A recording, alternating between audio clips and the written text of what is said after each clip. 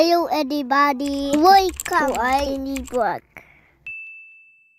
Ohayo, good morning everyone. Grabe na naman nga yung allergic rhinitis ng asawa ko, kaya ayan, umiinom na naman siya ng gamot niya. Kafunsho ang tawag dito sa Japan yan. Nako, lalo na ngayong spring season, talagang usong-uso ito. Sa mga kababayan ko dito sa Japan, meron din ba kayong kafunsho? Ito nga pala yung dinadala ng panganay ko mga mare kapag siya ay papasok. Every Monday nga mga mare ay palagi nila itong dinadala, at ang laman nga nito ay itong indoor shoes, skipping rope, pati na rin itong PE uniform nila. Dadalhin naman nila ito pa uwi kapag Friday na. After ko naman ma-check yung mga gamit ni Kuya Kian, ito naman yung gagawin ko, yung baon ni Kuya Kenzo na onigiri. Once a week nga kasi mga mare ay nagbabaon sila nitong onigiri sa Yochien, or yung tinatawag na kindergarten sa atin sa Pilipinas. Ang request niya nga na ilagay ko sa onigiri niya ay itong sausages, kaya ayan, dalawa na nga lang yung nilagay ko para naman hindi siya mabitin sa ulam. Sa mga kababayan ko sa Pilipinas, try nyo rin gumawa nitong onigiri mga mare. Madali lang naman ito, basta meron kayo nitong onigiri molder na mabibili lang naman sa Daiso. Nilagyan ko nga lang din pala ito ng nori or yung dry seaweed sa atin para naman may kulay siya. Sa pagbalot naman nito mga mare ay gagamit lang ako ng cling wrap. Siya nga pala, kung wala naman kayong onigiri molder ay pwede din naman yung kamay nyo lang yung gamitin nyo para makagawa kayo nitong triangle shape rice. Basta make sure nyo lang mga mare na basa yung kamay nyo kapag magmo-mold kayo ng onigiri para hindi didikit sa kamay nyo yung mga kanin. At ito na nga siya mga mare, nako, try nyo rin, paniguradong magugustuhan din ito ng mga anak nyo. Sobrang simple pa nga nitong baon ni Kenzo mga mare, yung iba nga ay may mga design